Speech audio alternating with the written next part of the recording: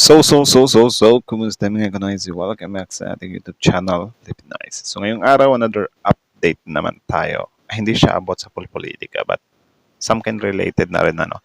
So ang video to ay mula kay sa iyong araw. So meron itong pamagat na The Last Romantic Speech of tuloy, former President Fidel E. Marcos to Imelda on rare footage before his death.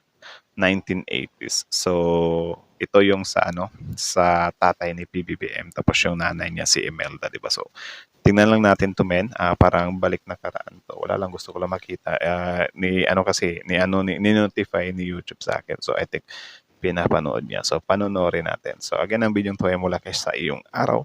So, suportahan nyo yan. Tapos, syempre, kung trip nyo ng mga ganitong reaction video, may kasama kayong manood, huwag nyo na rin kalimutang suportahan yung YouTube channel natin, Filipinoise. So, pabutin na natin yan ng 100,000 subs. So, subscribe na kayo. So, again, yun, di na natin ito patatagalin pa, simulan na natin. So, again, napapagat ng video ito, The Last Romantic Speech of PFEM to Imelda on rare footage before his 1980s. Tagal na nito, 1980s. So, 10, 20, 30, 40, mga 45 years ago. Start. There is no date more sacred to me, of course, than the 2nd of July every year. No occasion as personally. Start agad yun ah. Wala man lang ano. So, Imelda Marcos birthday party, circa early 80s. So, start. There is no date more sacred to me, of course, than the 2nd of July every year. July 2. No occasion as personally enjoyable as a celebration of the birthday of the First Lady. Grabe. Mahal niya talaga yung wife niya, men. But while glad of this opportunity to join with you in drinking to her health and success, I must also confess that in recent years I've been a little anxious whenever the 2nd of July draws near. For every time this date draws near, I know Grabe, sweet pala yung tatay niya, men. Ngayon ko lang nalaman to ah. with certitude that it is I who will get older, while she will simply get younger and younger. Of course, you have Tapos ang haba ng buhay pala. heard of Ponce de Leon, who is said to have scoured the wilds of America to find the fountain of youth and failed. He would have fared better if he had met the First Lady instead. Do you remember on our wedding anniversary, I quoted the story of Henry Ford, the senior, who on his golden wedding anniversary was asked, "What is your secret of an enduring and happy wedded life?" His answer was simple. It's the answer of an auto or car maker. And what is that? Stick to one model. And Dang. That's sick, man. it's also my secret. Joker. Sweet din talaga, men. The effort to look younger than the First Lady is a hopeless cause. It's one of those causes I gave up a long, long time ago. Of course, there's a true story. And sometime last year, there was a palace visitor from another country, and he had come to call on us in Malacanang. During his call, it seems that he imbibed Grabe. Habang pinapakinggan ko yung tatay ni PBBM ba, parang siya lang din pala kapag ka nagsasalita, no? I mean, magkakatunog sila. Though, di naman din natin pwedeng sabihin na wala, mag-ama kasi sila. Pero kuhang-kuha niya talaga, min eh. Di ba? Parang I think rare lang din yan, yung ganyang scenario. pass, the palace aides, an escort, and he formally announced, before he could be formally announced to me, he came face to face with the young Mrs. Marcos.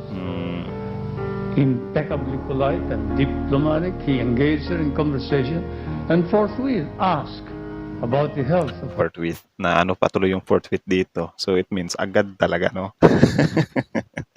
Parang ano 'to, reminder 'to sa ano, sa Senate President. Tingnan niyo, nagbanggit siya ng 4th tweet dito na parang may lumapit daw na isang Ginoo sa kanyang misis.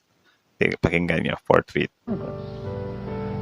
Impeccably polite And and diplomatic. diplomatic, he engaged her in conversation and forthwith asked about And 4th tweet and ask. So agad niyang tinanong, 'di ba? the health of her father.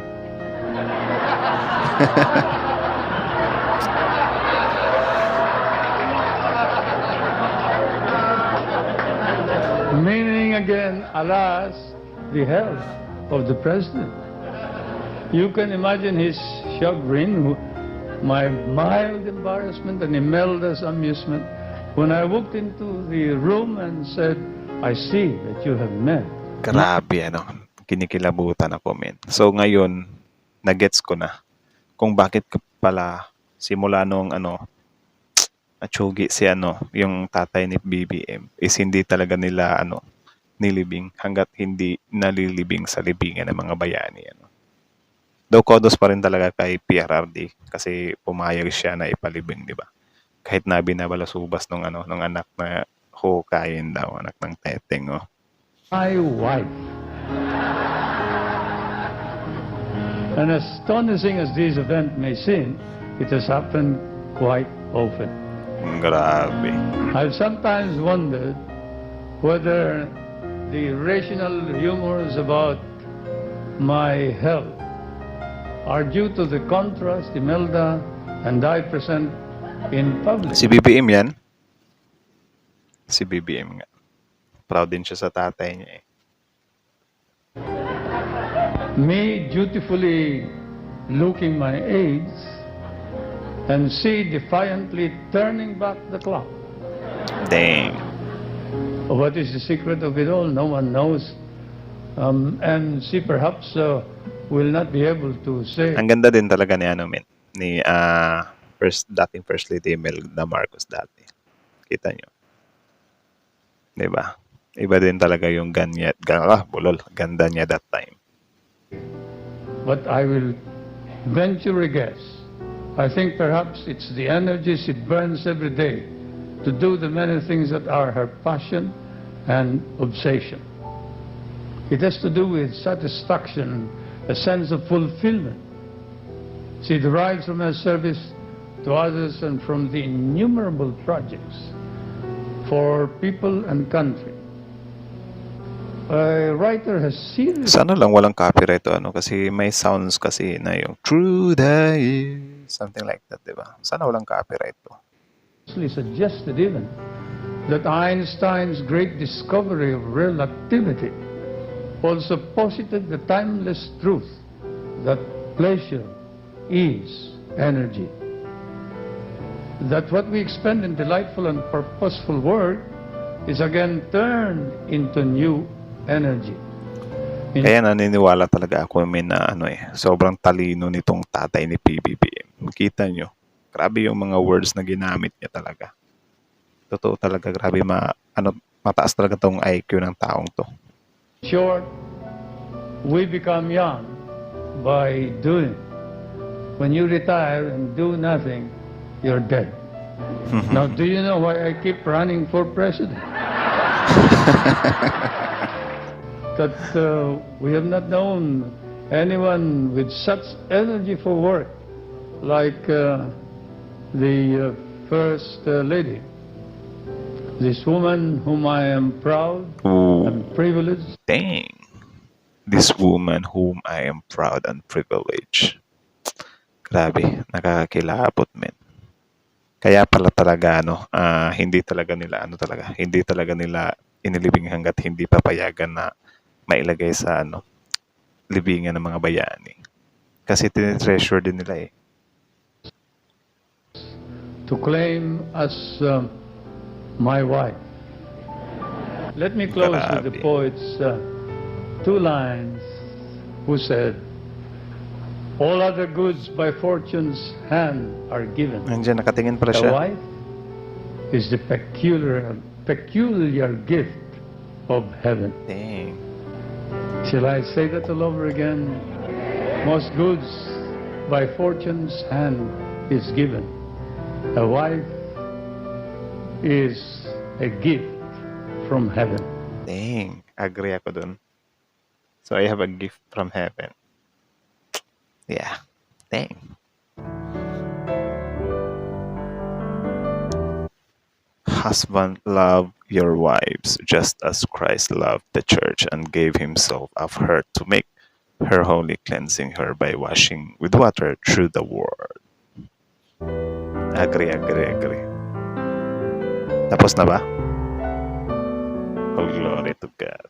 So, yeah, I think hanggang dito na lang. Grabe yun, par. Sobrang solid. Grabe. My goodness. Speechless ako doon, ah. So, yun lang naman, yun lang naman. So good, so good. Ibang klase talaga. Ibang klase. Speechless ako, man. Iba talaga yung talino ng tatay ni BBM pala talaga, ano. Dating presidenteng Marcos. Grabe yung ano niya, grabe yung pagmamahal niya sa wife niya. Si Ma'am Imelda.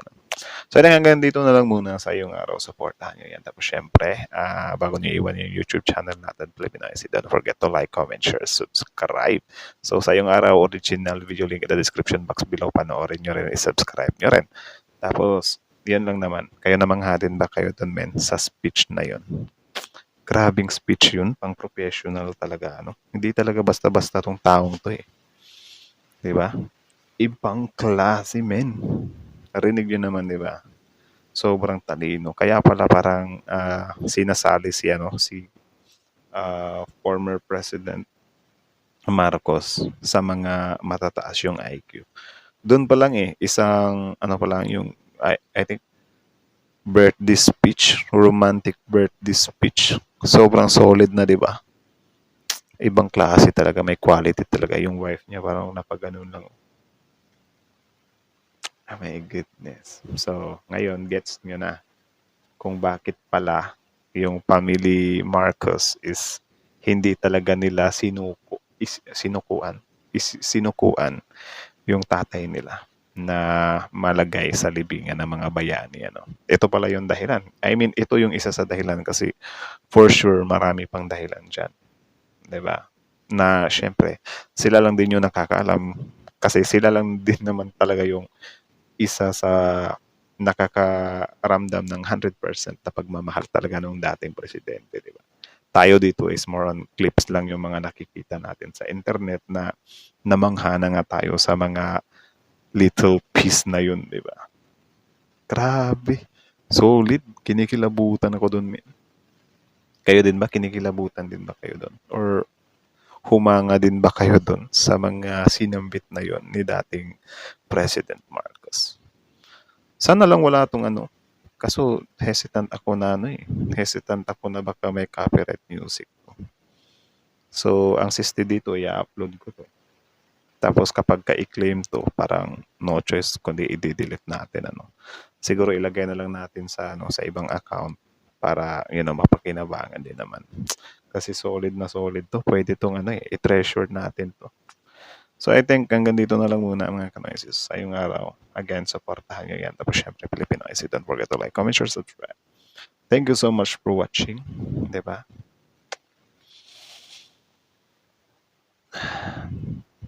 Ibang klase talaga.